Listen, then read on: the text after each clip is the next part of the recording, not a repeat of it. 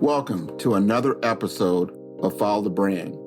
I am your host, Grant McGaw, CEO of 5-Star BDM, a 5-star personal branding and business development company. I want to take you on a journey that takes another deep dive into the world of personal branding and business development using compelling personal story, business conversations, and tips to improve your personal brand. By listening to the Follow the Brand podcast series, you will be able to differentiate yourself from the competition and allow you to build trust with prospective clients and employers. You never get a second chance to make a first impression. Make it one that will set you apart, build trust, and reflect who you are.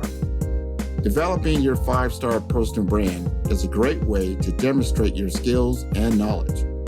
If you have any questions for me or my guests, please email me at grant.mcgaugh, spelled M-C-G-A-U-G-H, at 5-star BDM, B for brand, D for development, M for masters.com. Now let's begin with our next 5-star episode on Follow the Brand. Hello everyone, I'm Grant McGaugh, CEO of 5-Star BDM, where we help you to build a 5-star brand that people will follow. I want to welcome you today as we explore the journeys, challenges, and triumphs of leaders who are driving transformative change in their industries and communities. And today's episode is one you don't want to miss. It's about a group of people who have given so much to this country, but are too often overlooked in critical ways. I'm talking about our veterans. This episode isn't just a conversation, it is a call to action. Today, we are diving into an issue that affects millions of veterans and their families. We're talking about healthcare inequities. And did you know that 79% of veterans face at least one chronic health condition compared to 50% of the general population? And that's just one tip of the iceberg when it comes to the challenges they face in accessing the care they need. And I'm honored to be joined by Ronald Steptoe, co-founder and CEO of Centric Health, an organization that is redefining how healthcare systems serve the military community. Ron is a man of action and vision, a Westport graduate, a former Pfizer executive, and a lifelong advocate for health equity. Through Centric Health, he has developed a powerful platform that bridges the gap between healthcare systems and the unique needs of veterans, active duty service members, and their families. Today, Ron will share startling data that demands our attention, from the gaps in healthcare intake forms to the disappropriate rates of chronic illness in the veteran community. But more importantly, he will introduce solutions, scalable, innovative solutions backed by partnerships with industry leaders like Microsoft and KPMG that empower healthcare organizations to improve care outcomes while meeting regulatory goals and driving financial success. This episode is for anyone who wants to make a difference, healthcare leaders looking to improve equity, veterans and their families seeking better advocacy, or anyone passionate about supporting those who have served our nation. And trust me, by the end of this conversation, you will see why Centric Health is leading the charge in this critical mission. So whether you're tuning in from your office, on your commute, or your home, get ready to be inspired. Together, we can shine a light on this vital issue and, more importantly, work toward real, actionable solutions. So let's dive in on the Follow Brand podcast, where we are building a 5-star brand that you. Welcome, everyone, to the Follow Brand podcast. We're going to take it all the way to D.C. I love D.C. There's so much going on in D.C. We just had some gigantic elections, good, bad, or different. It is what it is, and we've got to move the ball forward. Now, I met my next guest at the NAHSE conference in Fort Lauderdale. He was in my town, so I gotta be there. And he was one of the first speakers that I encountered, and I was blown away by some of the things that he was talking about, and especially when it comes to our veterans and healthcare. And I wanted him to have this candid discussion around what he does, why it is important, and for our audience to truly tune in. So I'd like to introduce you to Ronald Steptoe. Would you like to introduce yourself, Ronald? Hey, Grant, it's an absolute pleasure to be with you today. Enjoyed our time down in Fort Lauderdale, again, at the conference. And so I'm Ron Steptoe. I'm the co-founder and CEO of Warrior Centric Health. The company is based in the Baltimore, Washington area, specifically Ellicott City, so in between Baltimore and Washington, but it's a dynamic medical DOD tech, so all the things you can think about Washington, D.C., and Maryland and Virginia area. It's all that in this particular area. Grew up in the area, had a chance to go to West Point, met my wife there, and so we've settled back here in the D.C. area the past 30 years and really have dug into the healthcare and health tech space. This is wonderful, and I like that. I like to get a little bit of that background story. That's the first question I want to talk about. That's the Warrior Centric Health. That is your company. You started it a while back, but there's a why. Like, why did you feel this was important for you to get started? And what is the organization all about? So, Grant, that's a great question. So if you look at Warrior Centric Health, one of the things that I had the pleasure of being able to do when I was in industry, so just to give you a background, again, as I mentioned before, I'm a West Point grad. After finished the academy, had a chance to obviously serve the nation. And after the first Gulf War, which ended in 1991, my wife and I transitioned out and I began to work for a company by the name of Pfizer in the pharmaceutical industry. So I started there at 26 years of age. And it's material what I'm about to share with you, because I remember having what we call our glossy and our slicks as I'm walking into Howard University Hospital, one of my accounts, obviously HCBU, medical school, and, hospital. And I go to the physicians and I say, hey, look, for this particular medication, this is the dosage you need. And they look at me and say, young man, I understand what your slicks are saying, but let me tell you what I have to do to actually get the blood pressure. I have to use double the dose or 3 times the dose to get the same effect. And at that point, I had a real on-the-ground understanding that while we may do certain things the same way for patients, we may have to treat them differently to get the same equal results. And I learned that at the age of 26. I stayed in the industry, in the pharmaceutical industry, for about 14 years. So I left at 40. So really a critical part of my maturation in business as well as a professional.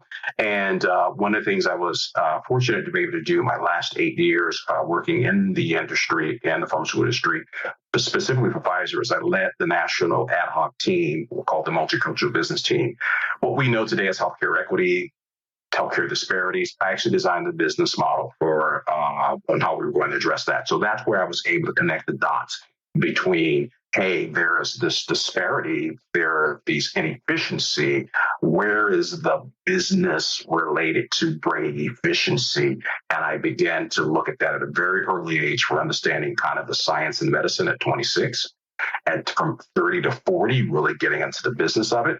I'm now 59 years old. One was 60, and so it's been a lifelong journey to be here today. But I think those are some foundational components to kind of understand what took me on this journey to get here. Heck of a story, and to realize that medicine, just like in a lot of things, you can't treat everything the same way. There's a precision to certain things, and then there is some customization, some personalization that needs to take place. So it's just not cookie cutter. I want to understand now this challenge. One thing I know that you did back in Fort Lauderdale was around the fact of the data that was coming out around health equity and the veteran world and the healthcare world. I found the information to be startling. Now, that could be for me. Maybe it's good. I don't think so. Talk to us a little bit more about that, bridging that gap and the challenges that you come across You're bridging minorities and underrepresented minorities in the healthcare system.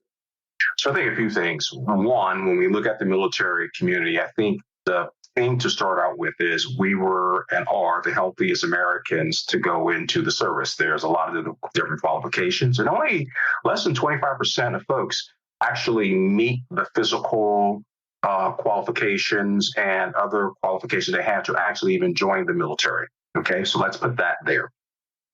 The challenge is the military is exempt from OSHA requirements during training and deployment. How can you have OSHA and do what we do? Okay, if we were any other corporation in America, they shut us down tomorrow. Why are you having these people work in these conditions? But again, our job is to run to danger, whether that is the National Guard running to national emergencies or natural disasters that we have, the military doing what they do, firefighters, law enforcement. They're a group of people that run to danger on behalf of society. Okay, so let's put that there. What that then means, though, is that because of the nature of the work and the prolonged exposure that we do have, there has then a subsequent health consequence to that.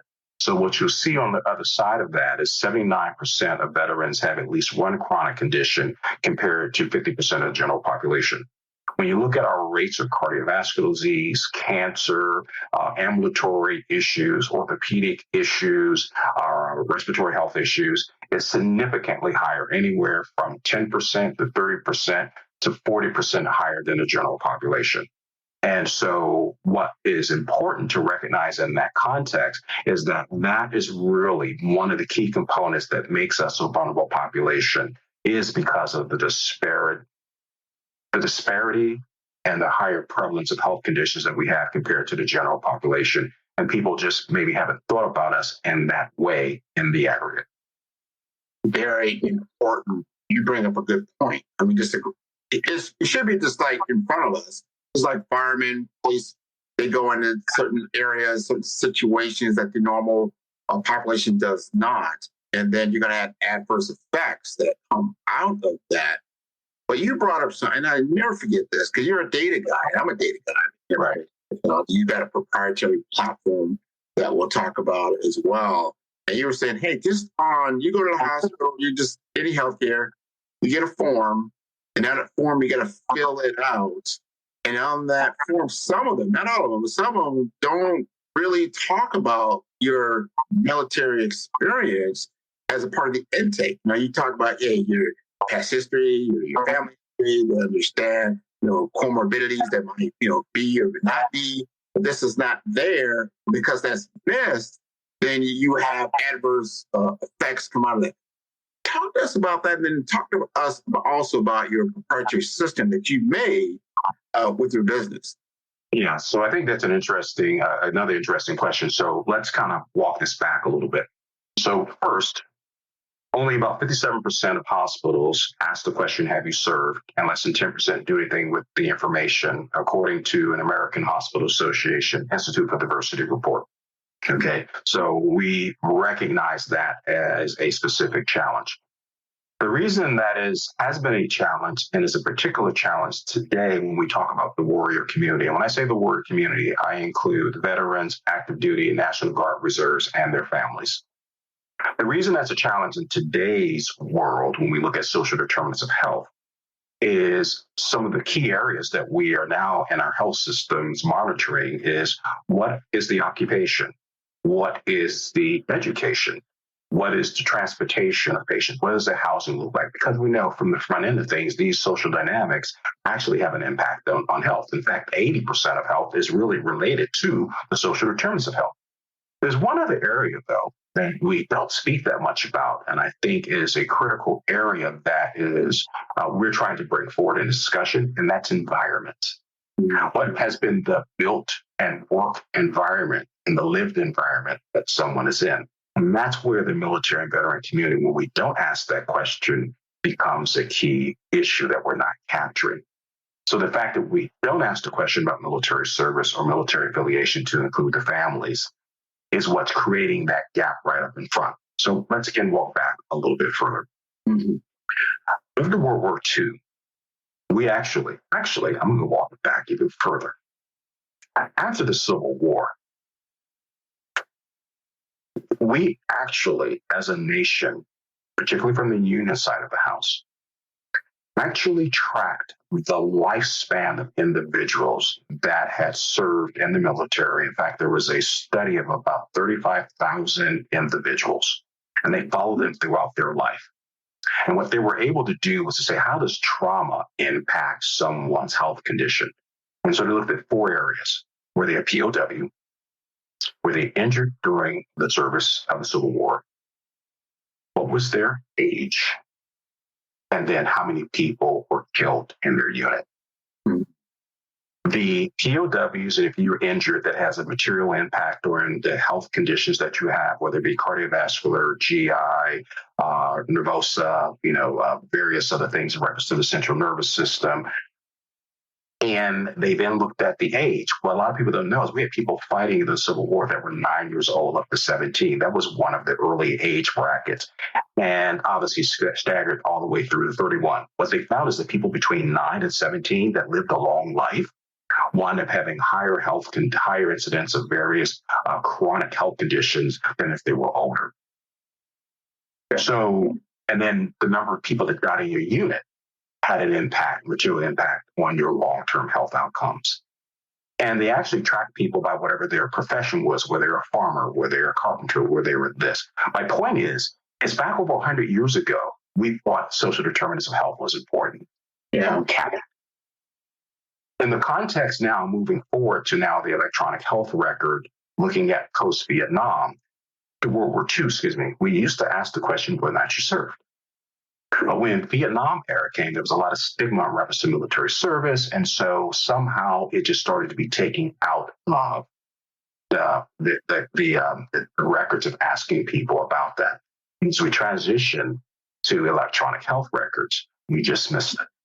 It's one of those situations where we wind up finding ourselves where we just, we found ourselves and who knew we were going to 20 years of war. And so all these things coalesce to where we have this massive gap and where Centric Health's role and responsibility is to address that. And I can now talk about the platform. And I wanted to kind of give that historical perspective. Great segue. Nothing's new under the sun. We've known how to block and tackle relative to this, and we just need to tighten a few things up, and we think we have the capabilities and technologies to do that now.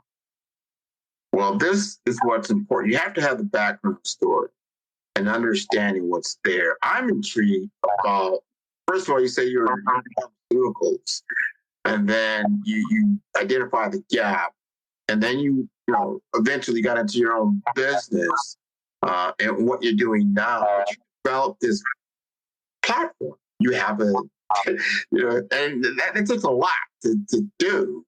So I want you to talk about that platform, what the data that it's capturing and what its output or outcome that people get out of that, and why people, organizations like Veterans Affairs and others want to do business with you. Yeah, thank you. I appreciate that. So interesting enough, when in 2008, people may remember we had been at war for about 7 years.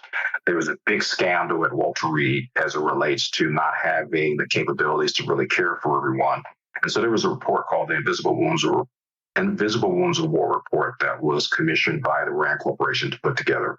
And one of the 4 recommendations was that there need to be a uniform platform, or at least education, that would train folks on understanding this new phenomena of PTSD, post-traumatic stress disorder, traumatic brain injury, because we're seeing a lot more of that, as well as military culture. And again, from my background, what I was doing in the pharmaceutical industry, I was like, oh, I know what this is, and I know how to build what that recommendation was. So we really had a blueprint already on what needed to be built, but they said there need to be some type of platform that would educate not only the DoD, the Department of Defense, the Veterans Administration, but also commercial healthcare, because service members, veterans, and families are touching each one of those 3.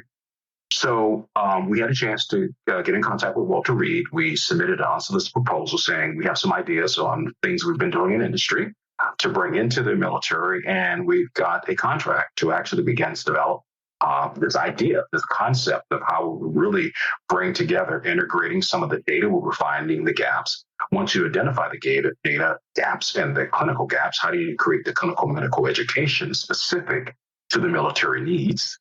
And then how do you develop a platform that actually began to develop communication tools, not only for the providers, but to patients? So we really were an IP, intellectual property business, starting out on the ground, Walter Reed. And we have since won 8 DoD contracts in the R&D space. So we stayed very, very close, not specifically on the VA side, but on the Department of Defense side. Yet we do have some data partnerships with the VA. We still have access to a lot of the studies they do because, again, they've got longitudinal studies they've taken and have developed. And the question is, how do you codify that information into a commodity of education that providers can consume, not only within the Department of Defense, but also in the commercial sector and particularly within the VA as well. So if you think about it, anything, we're an IP engine, we're an intellectual property engine. We look at the data, we scour the data, we scour policy statements, we scour and determine what are the next best practices that folks say should be built. And then we put in place the tools and solutions on what the policy people say should be built. We didn't go build. So we're not building in the blind, we're building to policy. Yes, this is important.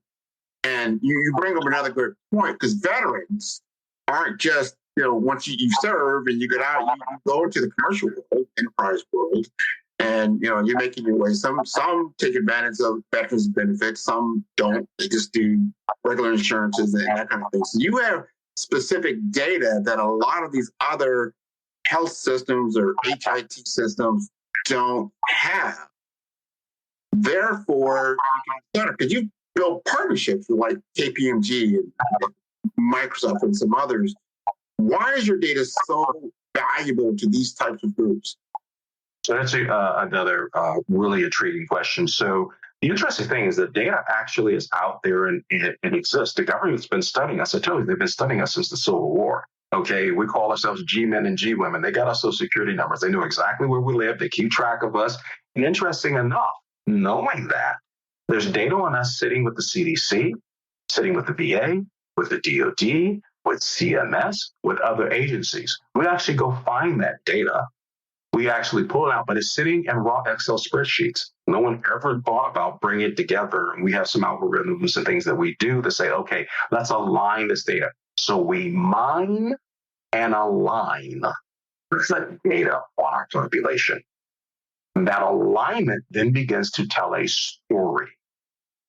That story then begins to tell you, so for example, we can tell you based on the data in a particular geographic area down to the zip code, how many service members are in a particular, or veterans are in a particular marketplace, what branch of service they work, what their ages are in the aggregate, what their race is, what era of service they were serving in, and that era of service will tell you what they were exposed to in various parts of the world.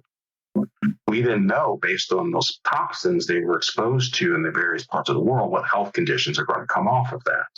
So for Vietnam, it was Agent Orange causing some respiratory issues and some cancers. And Iraq and Afghanistan, it was oil wells and the first Gulf War and burn pits in the second, as well as sandstorms. So that really begins to frame out what health conditions may actually come off of that. We walk into a health system presumptively with that information. And so we're saying with this number of people from this era, let's say they may be Gulf II or the global war on terror versus Gulf I. And Gulf I, they would have been exposed to oil fires. It's going to cause this. You should be looking and training your docs on these issues. The Gulf II actually is global war on terror. They saw a bit more of these. These are the health conditions, even with the PACT Act. The PACT Act that was just passed in 2022 specifically listed 13 respiratory health conditions and 13 cancers that actually now are presumptive if an individual was step 1 foot over there during their time in service, and they have these conditions, they're presumed to have that. So this data all exists. This, and the PACT Act is a law, and they, have the VA saying you need to move forward in this. Here's the key thing: the majority of veterans, of the 18 to 19 million veterans, only 9 million are registered with the VA for healthcare services. Only 6 million get their care at the VA on an annual basis. And here's the key statistic: of that 6 million, only 12% of male veterans get their care at the VA only. Only 20% of female veterans get their care at the VA only. So nearly 80% of veterans are getting some or all their care in the commercial sector. And so if we've had all these exposures, 79% incidence of at least one chronic disease versus 50% of general population. And we are asking the question, how can you possibly give a correct differential diagnosis? That becomes a quality and a safety issue. I would agree with you 100. And as you just stated that, I begin to look at, wouldn't the payer community want to have that data? They've got a population model or whatever they're using for their framework in that particular sector. And like, hey, you know what? We've got a huge veteran population here, and that we're going to have to serve. And we need to understand, whatever the conditions may be, so that our pricing and how they do contracts, things like that. I find that very valuable. Have you found you have discussions with the payer world and said, hey, you need to come in and talk to us, Ron? Let's sit down and have a conversation. So it's public knowledge. We have we did some work with Kaiser Permanente. So they actually were very interested in this, as well as Vizient. In fact, Vizient published a particular paper, which is called the Veterans Field Guide. And what happened was in 2014, 2016, we worked on a data project with Lehigh Valley Health Network. And they had some military folks that were there. And Lehigh Valley was really, from what I could see, and I've been all around the country, was the first health system to uniformly begin. They asked the question, have you served? At the time, they had 5 hospitals. So they actually went in, adjusted their EHR. But most people don't know, it's not audit. The veteran, while it may be an Epic and Cerner, it's not automatically turned on. You have to go turn it on. Okay? And then even if you turn it on, does it ask a series of questions like, when did you serve? Where did you serve? All those things. So that's a gap that's in the market right now that we're addressing. Anyway, they began to ask the question, have you served? And here's what they found out. We walked in with the data saying 7% of your population are veterans. Okay? When they began to actually look at the data, they found that 10% of their inpatient and outpatient foot traffic came from 7% of the population. When they looked at the GRGs, okay, to actually look at the diagnostic codes that they were serving, they found that 13% of the revenue came from 7% of the people. When they then did the assessment and looked at the readmission rates, veterans had a 36% readmission rate versus 25% of the general population. So we fight above our weight class in bringing revenue to the table. But from a cost perspective, we have a disproportionate number of higher prevalence on the 36%. So no health system wants to take the money off the table. The question is, how do we do better in reference to that? So we think you're right. The insurance payers would be very interested in understanding this marketplace. And again, that was just the veterans. I didn't include the National Guard, Reserve, active duty in that. So it's a very interesting and I think a vastly misunderstood opportunity, financial opportunity for hospitals and health systems. And that's what we want to bring out to them to say why you're addressing healthcare equity, healthcare disparities with the new CMS requirement for health equity, with the National Patient Safety Goal for healthcare equity with the Joint Commission. While there is the requirement to meet those regulatory and accreditation requirements, we think that there is a tremendous market opportunity to better serve this patient group. And one of the things we say that our IPMH platform, Integrated Military Population Health Platform, facilitates, definitely on the commercial side of the house, is a way to have health systems and hospitals, if you don't mind, somewhat be the USAA of healthcare powered by our platform in their local markets. Because USAA, the military veteran community, has a tremendous brand connectivity. I mean, majority of service members have some connection to include our families. We believe that model and that modeling and reference to brand connectivity, especially as health systems are really becoming brands, how do you connect that? And so our platform allows and facilitates hospitals to be able to do that in their local market. Ready to elevate your brand with 5-star impact? Welcome to the Funnel Brand Podcast, your gateway to exceptional personal growth and innovative business strategies. Join me as I unveil the insider strategies of industry pioneers and branding experts.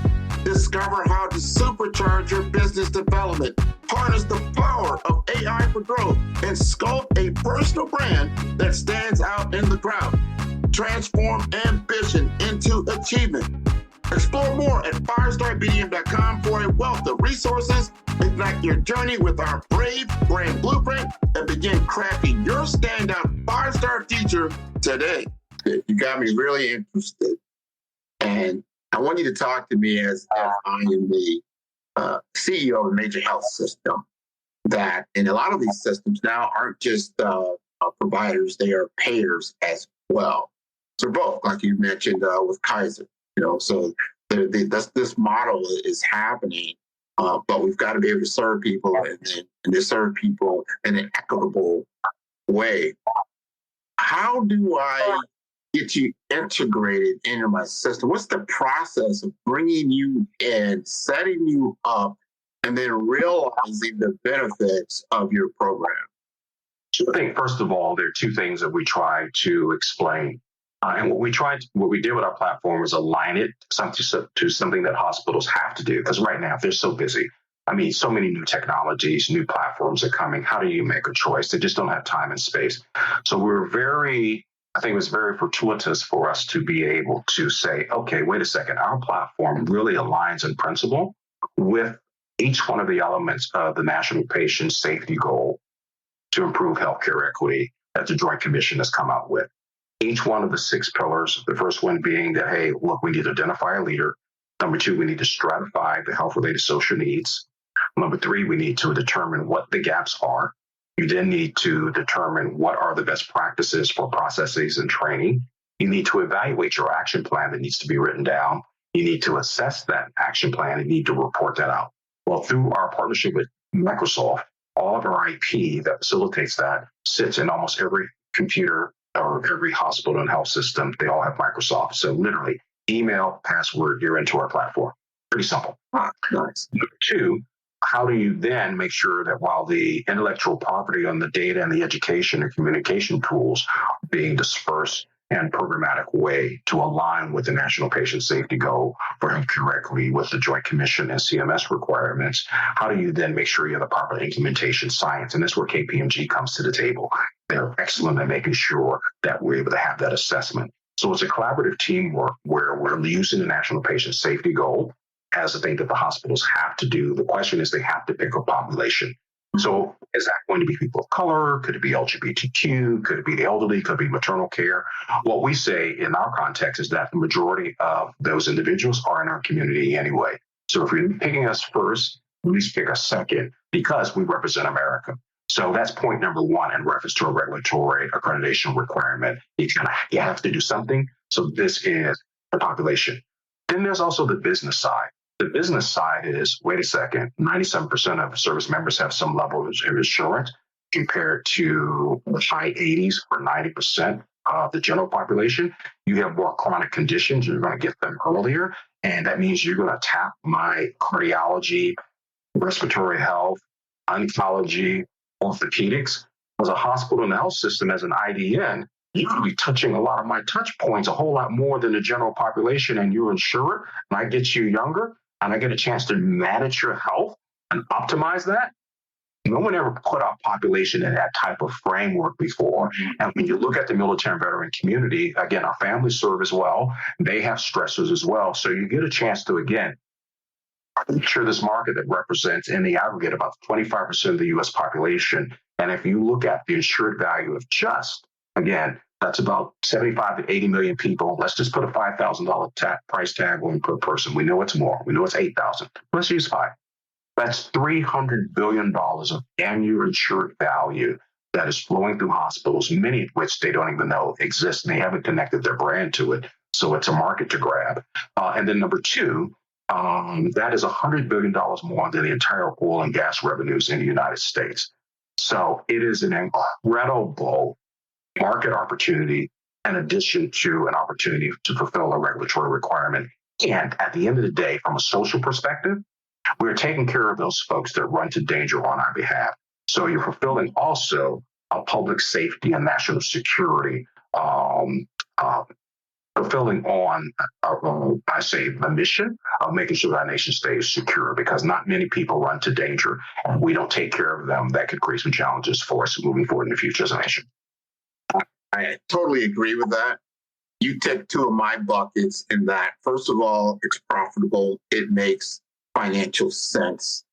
And then it has social impact. It has, the impact of social good is there, the goodwill that we need in the community, and the branding of that, that you can lead with, hey, we are prioritizing our veterans for their health, their safety. As you just said, they went out, they put their life on the line for us.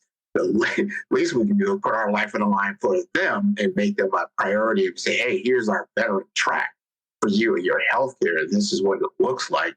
That makes a lot of sense. Now I want to ask you this from a pricing perspective. I said, yes, I love what you're saying. Let's bring you in. Are you a model that is it monthly recurring that I'm paying? Is it a one-time cost? Talk to me about the pricing model. Yeah, that's great. So one of the things we've done is we've aligned our pricing model along with the every 3 year that the Joint Commission is coming in. Okay. So it's a 3-year platform because, again, change management takes time. And so we place it in such a way that the institution has ability to flex and move in that context over the 3-year period of time. So it's a subscription-based model. We have it outlined, let's say, for example, a major big hospital system. They've got thousands and thousands of people, right? And I'll break down the pricing. This is more of a big hospital, not necessarily medium or small, but let's take the big one. It's about a $660,000 over a 3-year period of time, okay? But remember, over a 3-year period of time, that's about $220,000, okay? Now, from our perspective, as it relates to having to identify a population, meet the TJC requirements, the Joint Commission requirements for the National Patient Safety Goal, that's an FTE and a half. That if you're not using our platform with everything already built, the implementation team, the technology to come, you're going to have to build that. And for an FTE and a half, we already have that going. The upside of that is you have tens, if not hundreds of millions of dollars sitting in your marketplace. By leveraging our platform, we give you the marketing tools. So we always tell folks to take a look at it. If you look at the spend, it winds up being less than 0.5% of the market opportunity that you're going to try to go after. So that's what makes us different than many other tech platforms that you see coming in. We aren't a cost center. We are a profit revenue generating center. We are a technology and a platform that brings a market. And you very rarely see that in health technology. That's true. That's true. Most of the time, most organizations look at technology as a cost center and not revenue generating. But that's such an outdated model, in my opinion, when you start looking at today's NASDAQ and you look at the top companies that are there, they're generating enormous amounts of revenue on a technology platform. How can you look at that as just a cost center? Can I add on that? It's interesting point you bring that up. So I want to merge a few things and ideas. So I'm very fortunate. This top here is for West Point. This next one here is for Oxford University. So I was very fortunate to be a part of a group that goes to Oxford University every year to talk about innovation. And one of the things is the byproduct of us actually participating and me being one of the initial 50 American business people to be a part of that ecosystem. 90% of the S&P's value is in its IP. It's not its brick and mortar anymore. It used to be maybe 70% and call it 1970s, but today, 90% of the value that is in the stock market, and particularly S&P 500, is IP. What we allow the Warriors Centric Health is to transfer our IP into a health system's capability. So now they're leveraging our IP as their IP to tap into that marketplace, utilizing technology they already have. Yes. They're already paying for it. We've just plugged our IP into it. And the interesting thing about Microsoft, most people don't know, is they have a healthcare division. And one of the key areas they have a focus on is population health and health equity. KPMG has a full health equity division. So people have recognized that this is a space, this is important, Ethical care is critical for our nation to hopefully help us be able to moderate this increase in GDP in reference to a percentage of GDP that healthcare has. And one of the ways to do that is making sure that we bring equitable care as the nation becomes more minority majority. And so I think it's really, really important. I hadn't kind of thought of it this way, but what we do imbue to our peers, our IP, so they can leverage their IP as their IP to actually move forward in their local markets. So important to understand the value chain and where we're going. And you both know, we all know that healthcare is very expensive and the current model is outdated. And we got to change. And there's no question about that. We have an elderly population. You know, my stepfather's still living. He's, in his 80s, served in Vietnam. And, I didn't even think about all these other Agent Orange, some other stuff, but I didn't think about so many others have served and that type of thing. And they're doing all kinds of things. Now they're no longer connected to the military, so to speak. But they're carrying around those traits and things, and they don't even know or unknowns that are there. But if our health system understands it, because preventive care has become so big, if I can catch it early, I can help, because urgent care and critical care and long-term chronic disease is what's driving up all the costs. So it becomes in our favor to get this early. You have a great platform for doing that. I have not heard of many, and I've been in the health technology space for a long time. I like your use case and what you're bringing to the table, and you're showing that, hey, adopt this technology, adopt this platform, and you can generate new revenues. And you just alluded to what's on the NASDAQ, or what is the IP? You've got to utilize this IP to leapfrog you ahead. And, the margins in healthcare are very, very slim. Why not improve that, right? It's interesting you bring that up. I appreciate you saying that, Brad, because you've really driven into a particular point. And let's use another use case, okay, to show really how this can really have a critical inflection point. Women's health. What was women's health 50 years ago? It wasn't a thing. But you very rarely can find a health system that doesn't have a women's health practice today, right? Why is that important? Because at the time, we didn't have the technology, and everybody was doing what they thought their version of women's health was, and it was very disparate. So it evolved, but it took time to do it, and now we see it as a major population health practice area. What we're saying today, and we're starting to see this with our LGBTQI populations as well, realize that, wait a second, certain groups of people have different experiences. And so we see these population health areas that are emerging. What we're saying in the context of the military and veteran community, it's very dynamic, some real significant health challenges, but also opportunities. But we can leverage technology now to be able to scale uniformly using our platform, so everyone doesn't have to do their own different thing. How are we learning from each other? How are the best practices? So I use the women's health as a basis of what we had to do, and we don't have to get a donor to build a building. Let's just input the IP into the organization as you feel necessary, and it allows for an incredible efficiency as we're bringing custody patients in, because we didn't have to have that hardcore brick and mortar build anymore. Let's input the IP into the brick and mortar you already have. Yes. So what you have with your business and what you're doing, what I see from my lens is that you have ease of use, right? You have proof of concept. It works. And now you have awareness. You've got people need to be aware of your capabilities and then how to utilize it. So my last question is very simple question. How do we get in contact with you, Ron? Because we need you to book a meeting and have you come on in here and have a conversation. Well, I appreciate that. So obviously I can be reached at ron@warriorcentrichealth.com.